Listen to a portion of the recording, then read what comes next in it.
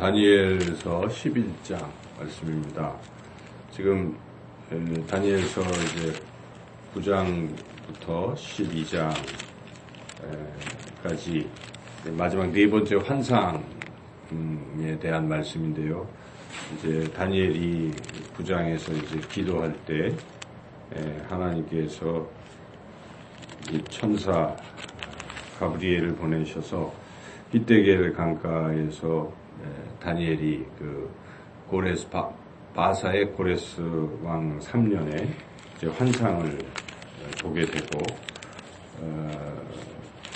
환상을 이제 아직은 이제 10장에서는 보지 않았고 볼 준비를 했던 것이죠. 그래서 막 혼절하고 그럴 때 하나님께서 손으로 만져주시면서 격려하시고 다니엘아 하고 이제 준비를 시켜주신 후에 드디어 본 환상의 내용을 기록하고 있는 것인데 그게 오늘 우리가 읽은 이 11장 말씀입니다. 정확하게 11장 2절부터 그 환상의 내용인데요. 11장 전체에 걸쳐서 굉장히 긴 말씀인데 이것은 그때의 상황을 지금 예언하는 내용인데 어느 때 역사적으로 어느 때 상황이냐면 이제 헬라가 알렉산더가 죽은 뒤에 네 개의 이 나라로 갈라집니다. 그래서 여기에 기록되어 있지만 그 알렉산더의 자손이 그것을 계승하는 것이 아니라 그냥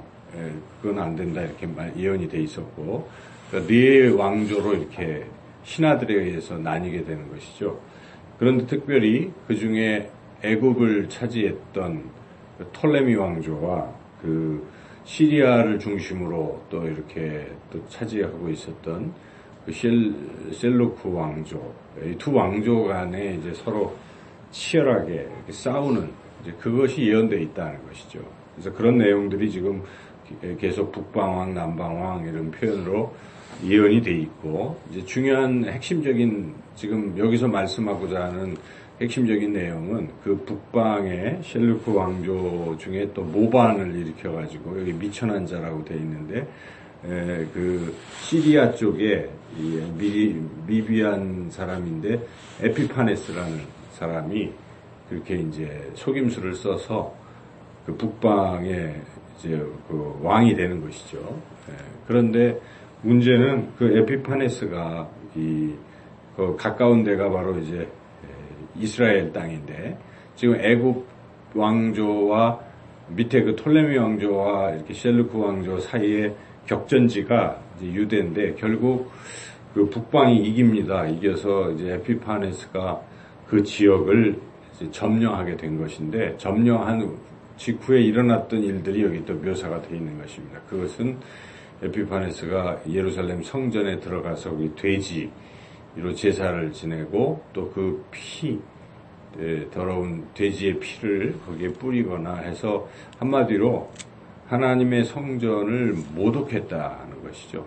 다른 것이 아니라 그렇게 모독하고 거기 관련된 하나님을 섬기는 사람들을 이제 죽이고 핍박하는 이런 내용들이 여기 이렇게 기술이 돼 있는 것이죠.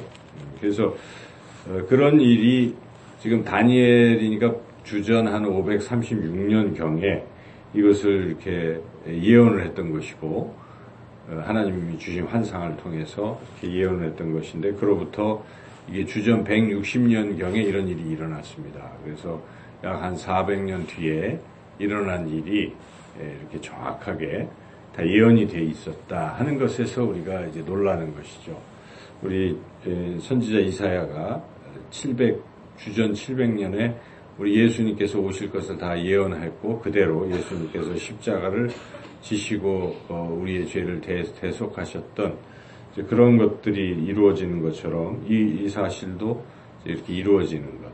결국 하나님께서 성경을 통해서 우리에게 약속하신 이러한 부분들은 한 채 오차도 없이 반드시 이루어진다 하는 것을 우리가 먼저 깨닫게 됩니다. 그러므로 이후에 우리가 살아가는 이후에 이 미래의 역사도 하나님께서 주관하시고 다스리는 것이기 때문에 우리는 하나님의 섭리에 항상 순종하고 또 두려워할 필요가 없습니다. 하나님께서는 결국 구원 역사를 이루실 것이기 때문에 요한계시록의 그 마지막 부분은 결국 하나님을 믿는 사람들에게는 새하늘 새 땅이 주어지는 것입니다.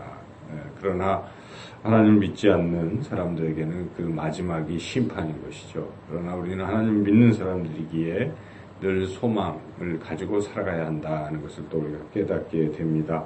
특별히 이 에피파네스에 의해서 핍박을 받던 그때의 그런 사람들처럼 이 종말의 때가 가까우면 반드시 이 에피파네스 같은 사람들이 나타난다는 것을 우리가 또 알아야 되는 것이죠. 그것을 요한계시록이나 또 우리 예수님 말씀하신 마가복음 13장이나 마태복음 24장의 묵시록 쪽을 보면은 적그리스도라고 표현이 되어 있습니다. 그래서 마지막 때에는 적그리스도가 나타난다. 그러니까 예수님을 가장하기도 하고 또는 예수님을 대적하기도 하면서 예수님 믿는 사람들을 핍박하는 것입니다. 그래서 이단의 무리가 자꾸 따르게 끌어가거나 또는 실질적으로 예수님 믿는 사람들에게 환난과 핍박을 줄 수가 있다는 것이죠. 우리는 그래서 그런 환난과 핍박이 없다라고 말할 수 없습니다.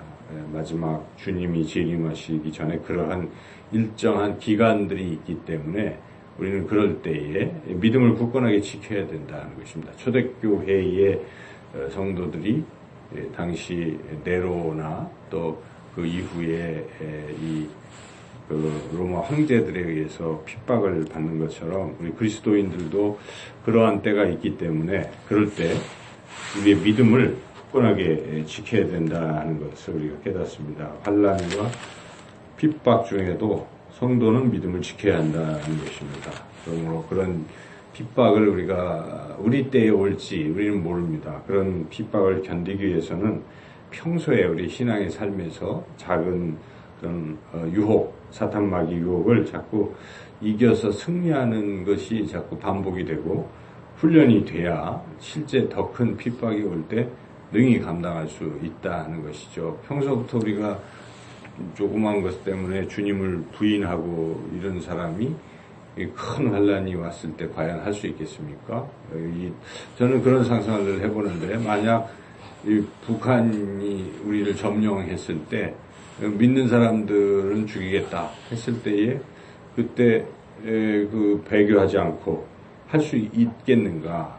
많은 사람들이 또 그때 배교하겠지만은 우리 역사적으로도 신사참배를 다 강요할 때 거기에 굴복한 사람들 대부분이지 않습니까? 그러나 주기철 목사님이나 소수의 사람들은 그런 가운데서도 신앙을 굳건하게 지키는 것이죠. 요한계시록 2장 10절에서 죽도록 충성하라. 여기 죽도록은 죽을 때까지도 있지만 죽더라도라는 뜻도 되는 것입니다. 죽더라도 그때 믿음을 지키면 멸류관이 주어진다 하는 그런 약속의 말씀인데 우리 신앙에서 이렇게 우리의 신앙의 절개를 지키고 믿음을 지키는 이런 훈련을 잘 해야 한다는 것이죠. 오늘 이 말씀을 통해서 우리가 그러한 믿음을 오늘도 이 하루도 사탄 마귀의 어떤 유혹과 이러한 또 핍박을 잘 견디시고 승리하시는 그런 하루가 되시기를 주님의 이름으로 축원합니다.